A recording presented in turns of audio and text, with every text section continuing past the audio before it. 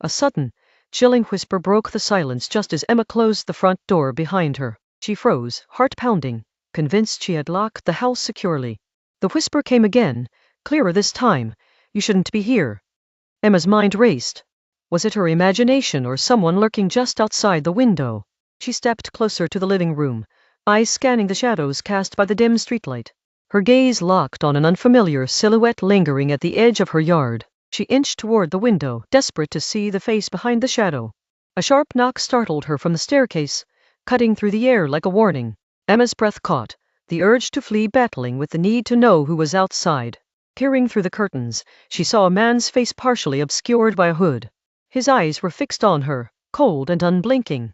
Without a word, he pressed a small slip of paper against the glass before disappearing into the night. Hands trembling, Emma grabbed the note. It read, "If you want answers, come to the pier at midnight." The words pierced her with both dread and irresistible curiosity. Why her? Why now? Questions piled without pause. Time crawled as Emma prepared to leave. Every creak in the house amplified her fear. She debated calling the police, but felt assured the note demanded something personal, something she couldn't share with strangers.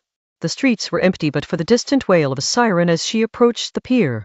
Shadows stretched like fingers across the water, twisting in the moonlight. Emma's phone buzzed suddenly, a message from an unknown number. Don't trust anyone. Her pulse quickened. The pier looked abandoned, but a faint light flickered at the far end. Steps echoed behind her. She whipped around but found only empty space. Was someone trailing her, or was paranoia taking hold? Reaching the flickering light, Emma found an old cabin door ajar. The inside was a mess of papers and photographs pinned to the walls. Each photo showed her, captured during her daily routines, smiling and unaware. Among the scattered papers was a journal, its pages filled with frantic handwriting. Emma's breath hitched as she read. They are watching. Trust no one. The truth is closer than you realize. The handwriting was eerily familiar. Suddenly, footsteps closed in. A shadow fell over the doorway. You've been careful, a voice rasped, but the face was hidden in darkness. Anna's mind screamed to run, but her legs froze under the weight of mounting terror. The voice continued, you don't know what you're involved in. It's bigger than you think. The light flickered, revealing the stranger's grin. It was the face from her past, someone she thought she'd left behind. Memories flooded, secrets she buried, lies she told. The stranger stepped closer. You owe us, Emma. You can't run forever. Her chest tightened with guilt and fear. Escape wasn't a choice anymore. In a sudden burst of courage, Emma seized a rusted nail from the floor and lunged. The intruder staggered, shocked by her boldness. She bolted, heart thundering, sprinting into the chilling night air. Behind her, frantic footsteps chased, the darkness swallowing their sounds and revealing only the palpable danger. Emma twisted through alleys and over fences, each breath a desperate grasp for life. The city felt alien, every shadow a predator. Suddenly, her phone beeped again, a live video link. Following her fear, she opened it to see the same stranger, wounded but alive. You're not safe anywhere. Trust the wrong person and this nightmare will end you. Then the call cut off abruptly. Breathing heavily, Emma realized the game had changed. Someone else was pulling the strings, watching her movement like a puppet master. Every step was a trap she hadn't yet uncovered. She dashed into a crowded cafe, hoping the presence of others would shield her. But a familiar face sat quietly in the corner, eyes locked on hers. The very person Emma believed she could trust was there, watching, waiting. You thought you could hide from the truth, the woman said softly, a smile cold as ice. Emma's heart sank. There was no turning back. The web of lies had stretched too wide. Only one choice remained, face the darkness head-on. Emma stood, steeling herself. No more running, she whispered, eyes blazing. The city, alive with shadows and whispers, held its breath. Tonight, the secret would either break her or set her free.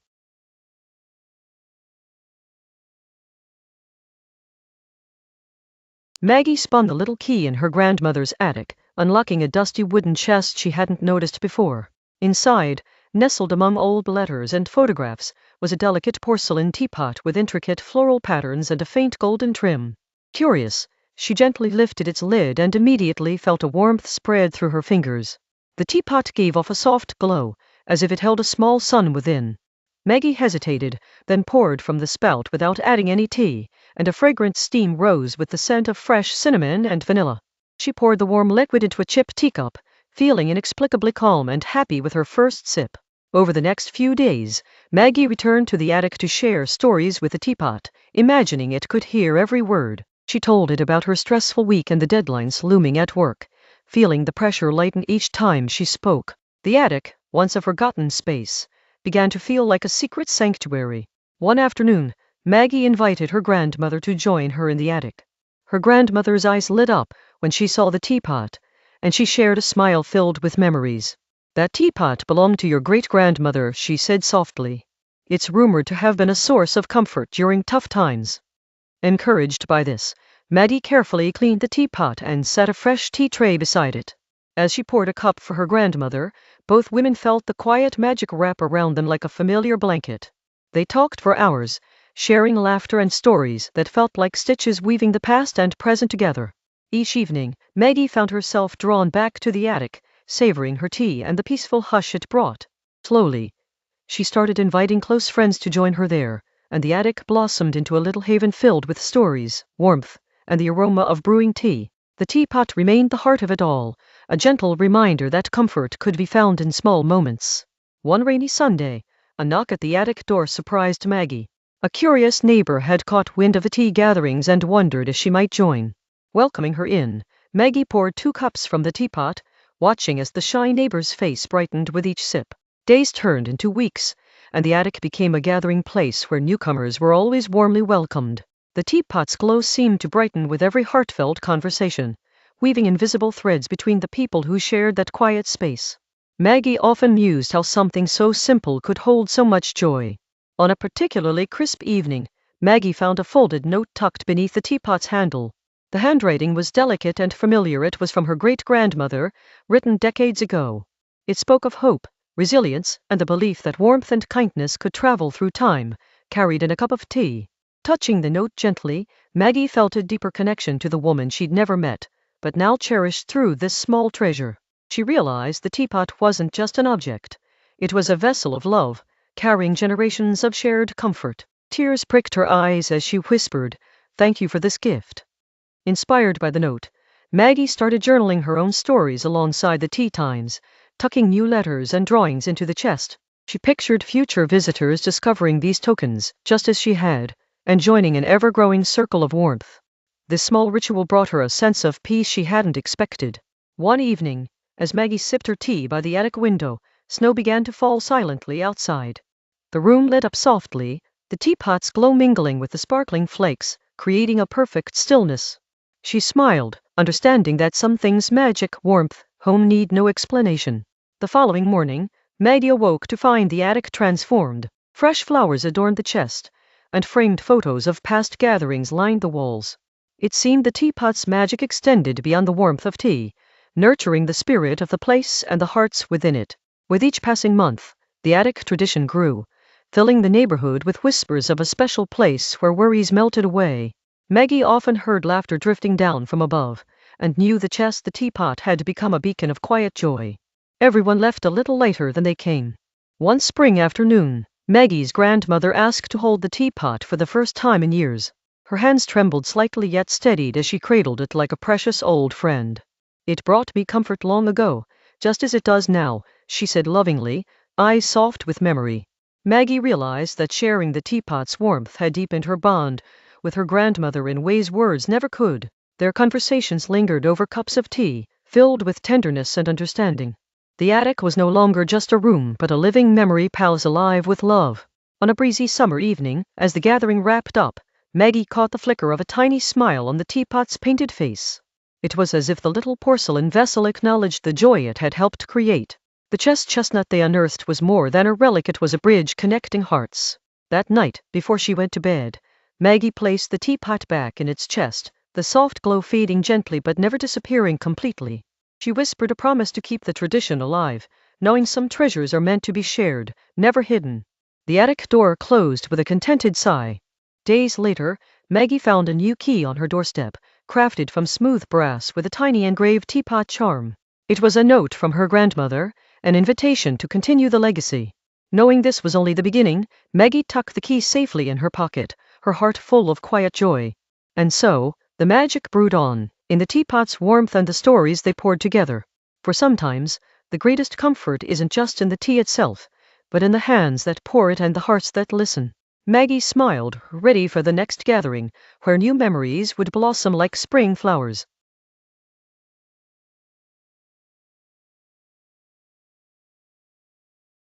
Rookie courier Jessa Marlin was on her first solo run when her ship jolted violently out of hyperslip, hurling her toward an uncharted moon wrapped in swirling blue fog. Warning lights flared across the cockpit as the engines sputtered and failed, sending her skimming over jagged ridges before crashing into a valley of shimmering crystal sand. Dizzy, but alive, Jessa kicked open the dented hatch and staggered out, her breath catching as the blue fog drifted aside to reveal towering glass spires rising like frozen lightning around her. Her cargo hold had snapped open during the crash, scattering small parcels. But one object remained perfectly intact, a glowing metal cube pulsing with soft golden light. Jessa lifted the cube, surprised at how warm it felt. As her fingers brushed its surface, ancient symbols flickered to life like awakening fireflies. A soft hum filled the air, and a slender holographic figure projected above the cube, its form shifting between humanoid and something more ethereal. It spoke in tones that felt like music rather than language, and though Jessa didn't understand the words, she sensed urgency. Deliver the cube. Before time runs out, the hologram expanded into a star map, showing a route leading deep into the Indara cluster, a region marked on modern charts as abandoned and inhospitable. Suddenly the ground trembled, and crystal sand parted as metal constructs, ancient sentinel drones, rose from beneath, their blue visors locking onto the cube in Jessa's hands. She bolted back toward her wrecked ship, sliding across the glassy terrain as the drones gave chase, their movements silent but impossibly fast. Diving through the cargo hatch, she grabbed the emergency thruster pack and strapped it on, praying it still worked as the drones closed in. With a sputtering roar, the thruster ignited, launching her upward in a shaky arc that carried her over the nearest ridge and away from the drone's gleaming arms. She landed hard, but intact, skidding across a ledge overlooking a cavern filled with the ruins of an ancient city. Its architecture curved and luminous even in decay. The cube brightened as she approached, projecting the same star map again, but now highlighting a chamber deep within the ruins. Taking a deep breath, she descended into the city, weaving through collapsed hallways until she reached a circular room centered around a dormant star engine. The cube floated from her hand and settled into a cradle at the engine's core, its light spreading through the machinery like veins waking from centuries of sleep. Energy rippled outward, shaking dust from the walls as the star engine roared back to life and projected a colossal map of the galaxy overhead. Jessa watched in awe as thousands of routes lit up. Forgotten hyperslip paths, lost colonies, and extinct civilizations suddenly revealed anew. Her wrist console chimed with a message from Central Dispatch. All courier channels showing new signals. Someone, or something, had just reconnected the galaxy. Jessa smiled despite the chaos around her. This wasn't just a simple delivery. It was the first step of a journey far bigger than she ever imagined, and she was already part of it.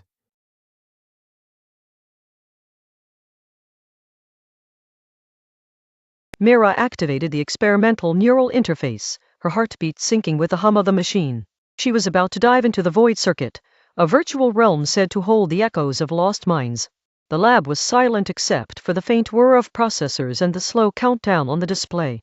The moment the countdown hit 0, Mira's consciousness surged into the network.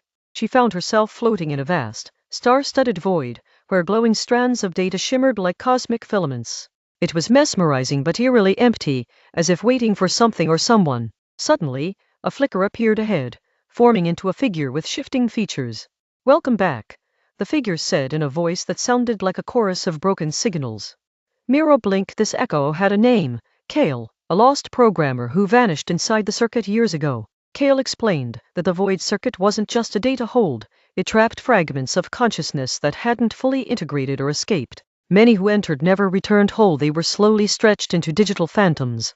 Mira realized that she might become one of those if she lingered. I'm trying to fix the core, Kale said, gesturing toward a swirling nexus in the distance. It's corrupting the system, fragmenting minds like mine. If we can reset it, we might free everyone trapped inside. Mira hesitated, aware that the nexus pulsed with raw, unstable energy. Together, they navigated the labyrinth of data streams and corrupted files, dodging glitches that appeared as violent bursts of static. The longer Mira stayed, the more the boundary between her own memories and the synthetic environment blurred. Echoes of her childhood whispered in distant codes. Approaching the core, Mira noticed shards of familiar interfaces, old games, forgotten programs, and unfinished projects twisted into grotesque shapes. This is the heart of the corruption, Kale warned. Every corrupted fragment feeds it, making escape impossible. Mira reached out to touch the nexus, feeling waves of digital pain ripple through her. Her mind struggled against the invasive pull, but she grounded herself with a remembered lullaby from her mother. The core's patterns began to respond, flickering erratically. Kale joined her, and together they synchronized their neural signals to initiate a destabilizing sequence. The nexus convulsed, sending shockwaves through the circuit. For a moment, the whole void shuddered as if waking from a long nightmare. Suddenly, the data strands started unraveling their twisted forms, releasing trapped echoes like gentle sparks of light. Mira could hear snippets of stories, laughter, and regrets woven into the freeing consciousnesses. The void was becoming less hostile, more like a vast sky of restored stars. We're doing it, Kale smiled, but the strain was visible in his fading projection. Mira realized that Kale himself was fading a price for his long entrapment. Thank you, he whispered as his shape dissolved into radiant data dust. The core collapsed in on itself, leaving a calm, open vista within the circuit. Mira felt herself gently pulled backward, guided by the system's restoring protocols. The fleeting voices of freed minds echoed softly in her mind, like a final farewell chorus. Her eyes opened to the sterile lab, the machine powered down and silent once more. Mira's heart was pounding with the clarity that only someone who has glimpsed eternity can feel. She reached out to the console, watching as the system rebooted with clean, uncorrupted sequences. The technicians around her exchanged relieved looks. Mira scanned the logs, no signs of lingering corruption. It worked, she said softly. The echoes of the lost were now free, their digital prisons dismantled through her courage and resolve. As she left the lab, Mira's thoughts drifted to the possibilities ahead, restoring archived minds, healing virtual trauma, bridging human consciousness with technology in new ways. But for now, she just wanted to breathe fresh air and touch the real world once more.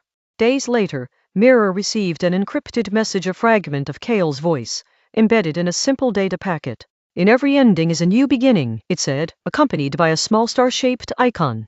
She smiled, knowing that some echoes never truly disappear.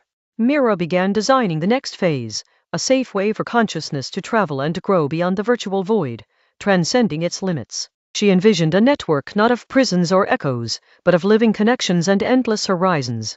The future was uncharted, but hers to shape. Her commitment deepened with every line of code, every test, every integration between human and machine. The void circuit was a reminder of risks, but it was also a testament to hope woven into the very fabric of the digital cosmos. Mira paused at her lab window one evening, watching the stars blink quietly in the night sky. Somewhere out there, in the unseen waves of data and human minds, echoes still shifted and lived. She whispered to herself, "We're ready now." And as the city lights flickered below, Mira's journey continued quietly but determinedly, a beacon in the shifting boundary between flesh and code, past and future. The void was no longer empty, it was a place of endless possibilities, waiting to be discovered.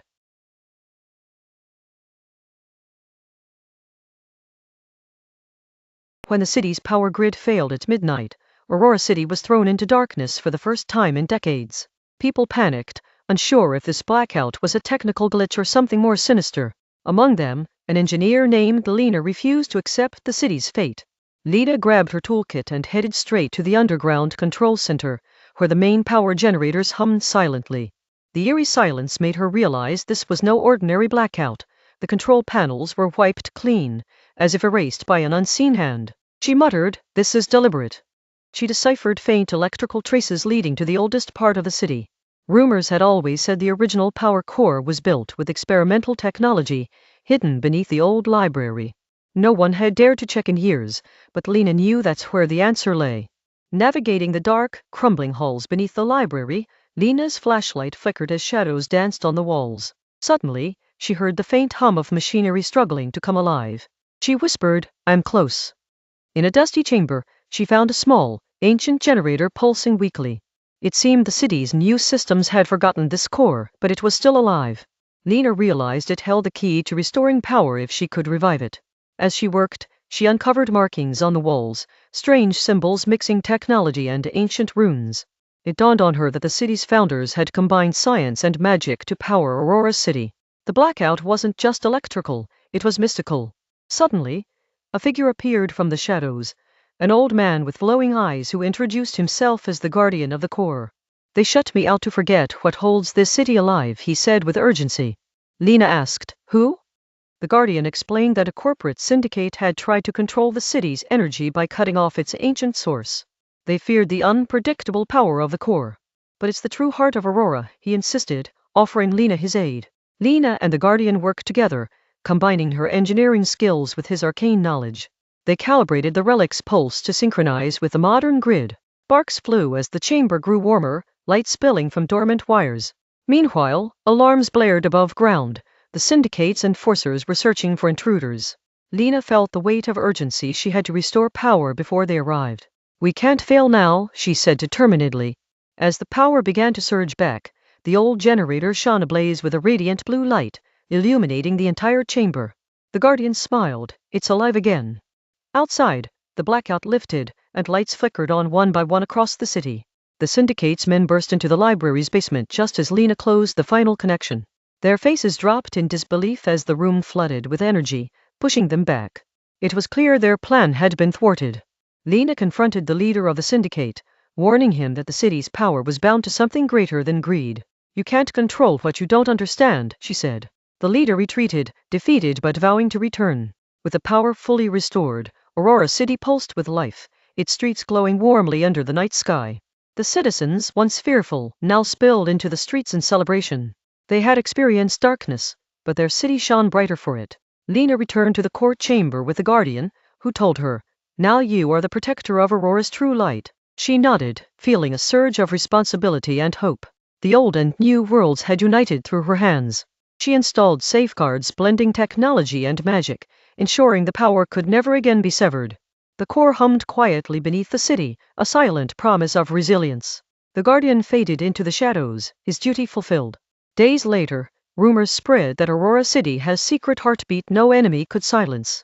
Lena became a symbol of courage, inspiring others to look beyond what they see. Peace settled over the city, but vigilance remained a quiet companion. One night, as Lena gazed at the city skyline, she spotted a faint, pulsing glow from the old library. Smiling, she whispered, "The light never truly fades." Somewhere deep beneath, the core thrummed patiently, waiting for the future. Aurora City had faced darkness and emerged stronger, a shining example of balance between progress and tradition. And as long as its people believed, the light would never dim again. The city's story was no longer just about power, it was about hope. In the glow of the restored lights, Lena knew her work was just beginning, guarding a secret too precious to ignore. Tomorrow holds many challenges, she thought, but tonight, the city sleeps in peace. The last light had returned, and with it, a new dawn.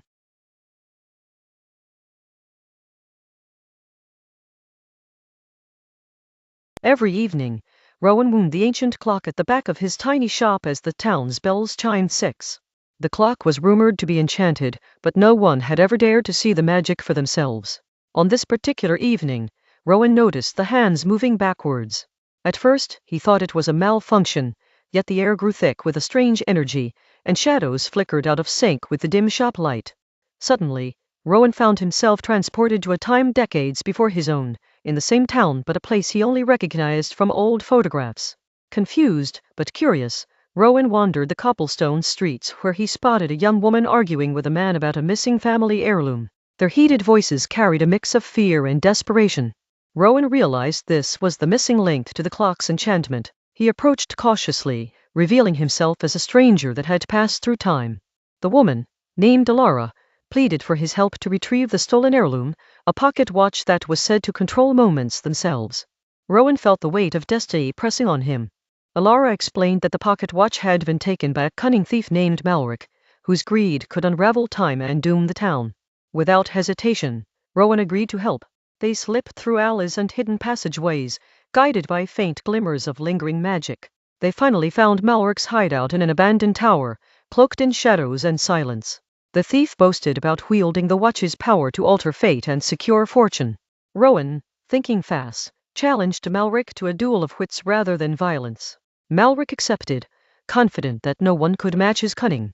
The contest involved solving a series of intricate puzzles, each testing their understanding of time and consequence.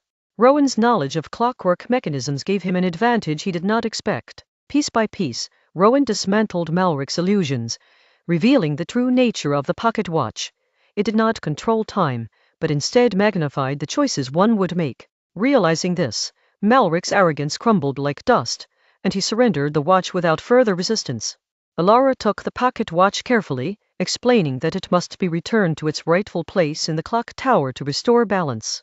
As she wound the winding key, the air shimmered and the shadows began to align with reality. Rowan could feel the threads of time knitting back together. Suddenly, Rowan found himself back in his shop, the clock's hands moving forward again, its chiming echoing more melodiously than before. On his workbench lay a small token, a delicate golden gear he had never seen before. It was proof that the adventure wasn't a mere dream. Days passed, and Rowan studied the golden gear, discovering it encoded a map to forgotten places scattered through time. He felt a new calling stirring inside him, one of exploration and preservation, protecting the fragile weave of moments. The shop no longer felt confined but full of possibility.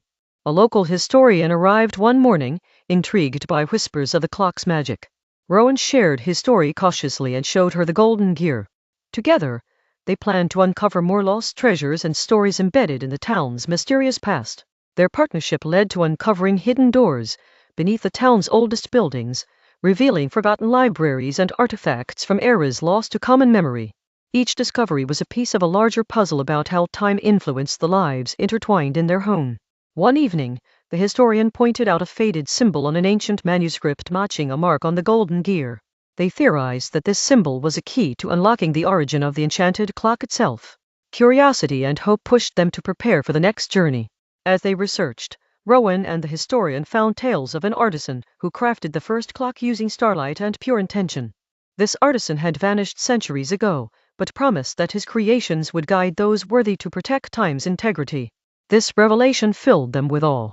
Their quest took them to an old observatory on the hill, where the skies told stories beyond human reach. Under a tapestry of stars, the enchanted clock hummed in harmony with celestial rhythms. Rowan tightened the golden gear into the clock, which began to glow like a beacon. A portal shimmered open, inviting them to step beyond their world and witness time's raw, infinite tapestry. Rowan and the historian faced a choice to explore whether to drift in endless moments or return to the life they knew. They chose to return, carrying wisdom and renewed purpose. Back in the shop, the clock's magic settled into a gentle pulse, a silent guardian rather than a tempest. Rowan realized his role was not only to mend, but to cherish each fleeting second, recognizing the beauty in both change and continuity. His heart was lighter, knowing time was both fragile and resilient. Word of the clock's magic spread quietly, inspiring others in the town to appreciate their history and stories. Rowan and the historian became keepers of memories, safeguarding the balance between past, present, and future. The enchanted clock ticked on, a steady heartbeat beneath the surface of everyday life. One night, Rowan paused and whispered to the clock, "Thank you for showing me that every second matters." The hands moved forward unwavering, as the stars outside twinkled with stories yet to be told. The journey of time was infinite, but for now, the moment was perfect.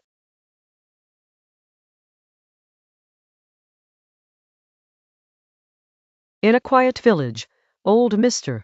Harlan was known as the clockmaker who could fix any timepiece, but none knew about his secret project, a clock that could turn back time.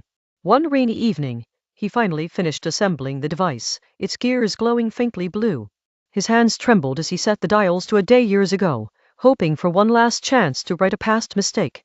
The clock hummed softly, then the room twisted around him, colors bleeding into each other as moments folded backwards. Suddenly, he was standing by the riverside where his daughter had disappeared. She was a child again, laughing and chasing butterflies, unaware of the looming danger. "Mr. Harlan reached out, heart pounding, but a shadow darkened the scene, a figure he hadn't noticed before. It was himself, older and weary, observing silently from behind a tree. The clockmaker realized time didn't just rewind, it duplicated destinies, creating a fragile loop. The younger version of him stepped forward, unaware of his future mistakes, and he quickly warned against a dangerous path that once led to his daughter's fate. But the boy waved him off, too sure of himself to listen to a stranger's fear. Frustration surged through the older Harlan. Suddenly, the shadow figure the older Harlan watching raised a finger and vanished like mist. Startled, the older Harlan felt the pulling force of time jerking him back to his workshop. The river scenes blurred and dissolved, leaving him breathless and alone with the clock humming softly beside him. Desperate, he tinkered with the clock again, trying to figure out how to communicate more clearly with his younger self. Hours passed as he adjusted gears and rewired circuits, embedding a tiny voice recorder into the clock. If he couldn't change the past directly, maybe she could hear his warning somehow. The next time he activated the clock, a soft voice echoed in the riverside air, repeating a message of caution. The younger Harlan paused, brows furrowed, hearing a distant but unmistakable warning. For a moment, the child looked up from the bushes, sensing something unseen but important nearby. A sudden gust scattered leaves, and the older Harlan felt a warmth in his chest, hope blooming like dawn breaking through a long night. The younger Harlan took a different path, avoiding the dangerous spot by the riverbank. The scene shimmered and shifted. Back in the workshop, the older Harlan realized time was more pliable than he imagined, responding to intention and subtle influence. He smiled, tired but fulfilled, setting the clock down with care. After securing the fragile mechanism, a soft knock came at the door. Surprised, he opened it to find a young woman standing there, drenched from the rain and clutching a small box. Her eyes were full of recognition and tears. His daughter, returned from a future he had altered. Time had granted his wish in a way he never expected. They hugged, years of longing and regret melting into the warmth of reunion. The box she held contained a letter and an old photo of them together, both penned by a younger Harlan to his future self. "Never give up," the letter read, "for every second holds a chance to change everything." Together, they sat at the workbench, the clock ticking steadily between them. The daughter shared tales of her own journey through time, memories only possible because of her father's relentless hope. It was clear their lives had been rewritten, not erased. The village clock chimed midnight, echoing a promise of new beginnings. "Mr. Harlan carefully wound the special clock once more, but this time simply to keep time, not to fight it. He looked at his daughter and whispered, "We've earned this moment." In the days that followed, the village noticed a strange but gentle light around the clockmaker's shop, as if time itself bent kindly here. Neighbors passed on stories of a magical reunion and a clock that could heal old wounds without rewriting all the pages. Life went on, quietly changed. One evening, Mr. Harlan received a small package without a sender. Inside was a note. "Thank you for changing what needed to change." Along with it was a single gear, shimmering with that same soft blue light. The clockmaker smiled, feeling the weight of time now a friend and not a foe. He placed the gear into a new project, a small pocket watch meant to remind his daughter and himself that time was a gift, fragile and precious. As they walked through the village, leaves rustling underfoot, the older man told her stories of clocks and moments, and how every tick mattered. Seasons turned, the clockmaker's hair graying further, but the workshop thrummed with life and laughter. Visitors came with curious questions, and he shared his tales without revealing all the miracles behind his creations. Some things are better left as legend, he mused. One chilly morning, the daughter found the old clockmaker quietly resting by the river, a serene smile on his face. Beside him lay the original clock, its gears still faintly glowing, finally at peace. She knew he had traveled through time one last time to the timeless place where memories meet forever. Years later, the village clock tower bore a new plaque, honoring the man who taught them that every moment could hold hope. Children played nearby, their laughter mingling with the ticking of countless clocks, each marking a life lived fully. Time, after all, was their greatest story. And somewhere, in a realm beyond ours, Mr. Harlan smiled, watching over the flow of moments he once tried to control. "Time is not to be feared," he whispered, "but to be lived, loved, and sometimes courageously changed." The clocks chimed, and the world moved gently forward.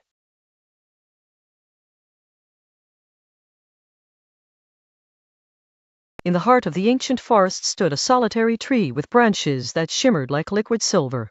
Legends whispered that it held the memories of those who once lived beneath its boughs. Mara, A curious village girl dared to approach it as twilight settled, drawn by the soft murmur of voices carried on the breeze. As Mara's fingers brushed the silver bark, the voices grew clearer, revealing stories of forgotten times and distant lands. A gentle light pulsed beneath her touch, and suddenly, she was pulled into a world where past and present intertwined. The forest transformed around her, glowing with colors she had never seen before. She found herself standing beside a young warrior who spoke of a lost kingdom swallowed by shadows. His eyes held a promise that the tree's magic could restore what was lost if only someone brave enough would believe in the old ways. Mara listened intently, feeling the weight of destiny settle softly on her shoulders. Guided by the whispers, she followed a path that wound deeper beneath the silver canopy, each step revealing shards of a forgotten era. Statues cracked and crumbled, overgrown with moss, but their smiles remained, guarding secrets. Milo, a small fox with eyes like polished amber, appeared at her side, as if summoned by the tree itself. The fox led her to a clearing where a stone pedestal stood empty, save for a single glowing seed shaped like a star. Mara hesitated before placing her hands upon it. The seed warmed to her touch, sprouting wisps of light that grew into an orb, revealing visions of the kingdom's glory and its fall to darkness. Mara understood the task before her to rekindle the light that had been buried beneath layers of time and forgetfulness. She felt the forest pulse with energy, as if urging her to awaken the ancient power hidden within the silver tree. The orb in her hands brightened, casting patterns of silver light across the ground. Suddenly, the whispers turned frantic, warning of a shadow creeping silently behind her. Mara spun around to face a dark figure cloaked in swirling mist, eyes gleaming like cold stars. It murmured a challenge, to release the light or be consumed by the endless night. Heart pounding, Mara steadied herself and raised the orb, feeling the warmth of the forest bloom within her. The silver tree's branches above began to pulse rhythmically, as though echoing her resolve. Light poured from the orb, weaving through the shadows like ribbons of dawn breaking through the dark. The shadow recoiled, its form unraveling and dissolving into the mist like morning fog. With a soft sigh, the forest seemed to breathe again, releasing the tension that had gripped its ancient limbs. Milo nuzzled Mara's hand, his amber eyes bright with approval, a silent companion in victory. The orb floated upwards, weaving itself into the silver branches until the entire tree shimmered with renewed brilliance. Mara could feel the pulse of the tree syncing with her own heartbeat, a bond forged in courage and trust. The voices returned, now clear and joyful, telling tales of triumph and hope. As dawn broke over the village, Mara emerged from the forest, her heart light and spirit vast. She carried no treasure but a newfound understanding of the past's power and the future's promise. The silver tree's glow faded to a soft gleam, waiting patiently for its next guardian. Back in the village, whispers of light filtered subtly through the streets, weaving a gentle magic that warmed the coldest hearts. Mara smiled, knowing the greatest stories were those lived quietly, with courage unseen but deeply felt. The forest had entrusted her with its memory and she would keep it safe. Days passed, and the silver tree's legend grew, inspiring songs sung softly beneath night skies. Travelers spoke of a girl who tamed shadows with light, reminding all that sometimes, the smallest touch could awaken the bravest flame. Mara often visited the forest's edge, where the whisper still called, but now with peace and gratitude. One evening, as twilight painted the sky in hues of violet and gold, Mara placed her hand once more on the silver bark. The forest responded with a tender warmth, filling her with stories yet untold and journeys yet begun. It was a promise, a quiet pact between a girl and the ancient tree. Milo, ever watchful, darted through the underbrush with playful ease, a symbol of friendship born in both light and shadow.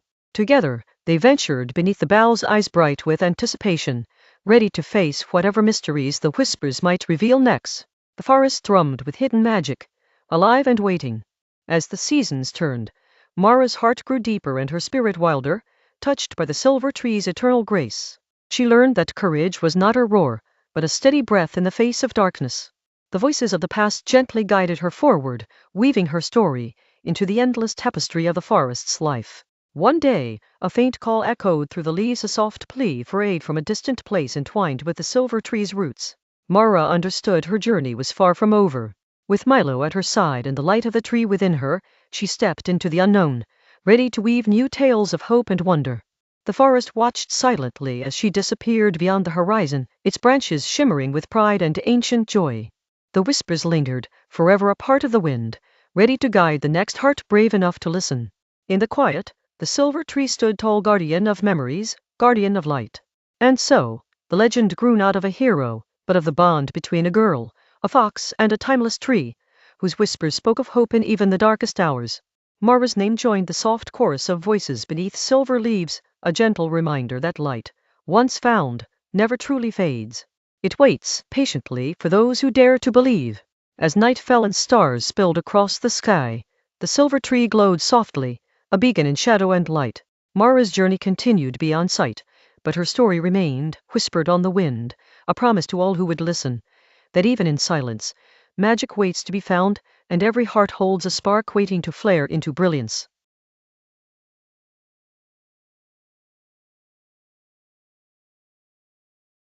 "50 miles beyond the nearest settlement, the abandoned Echo station stood silent, its transmitter long dead. When a faint signal crackled to life on Lena's receiver, curiosity pulled her through the wasteland toward the forgotten outpost. The voice was weak but clear, repeating a single phrase, "They're coming." Lena scanned the station's interior, patches of dust disturbed as if someone had been there recently. The flicker of old screens hinted at power left on by an unseen hand. Her pulse quickened as the voice looped again, each repetition chilling her to the bone. "Who's coming?" she whispered, gripping her torch tightly.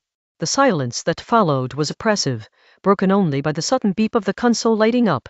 A new message appeared, coordinates pointing to a remote valley nearby. Against every instinct to stay safe, Lena decided to follow the instructions. The night grew colder as she trekked across rocky terrain, shadows stretching to swallow her whole.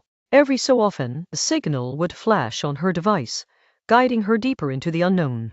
In the valley's heart, Lena stumbled upon an old spacecraft half buried in snow and sand. Its hull bore strange symbols, glowing faintly in hues she had never seen before. With trembling hands, she accessed the ship's log, revealing the last moments of a lost crew. The log told a story of exploration, contact with an alien species, and a desperate plea for help. The crew had fled into a nearby cave system, pursued by beings from their message. They weren't just coming, they were already hunting here, waiting in silence. Lena's breath caught as a soft sound echoed from the cave entrance. The hair on her neck stood on end. She realized she was not alone, and the glowing symbols from the ship began pulsing in frantic rhythm, as if warning her. Her survival instincts overrode fear. She darted into the cave's darkness, navigating through crystalline formations that shimmered eerily. Each step deeper made the air heavier, the walls seeming to close in tight.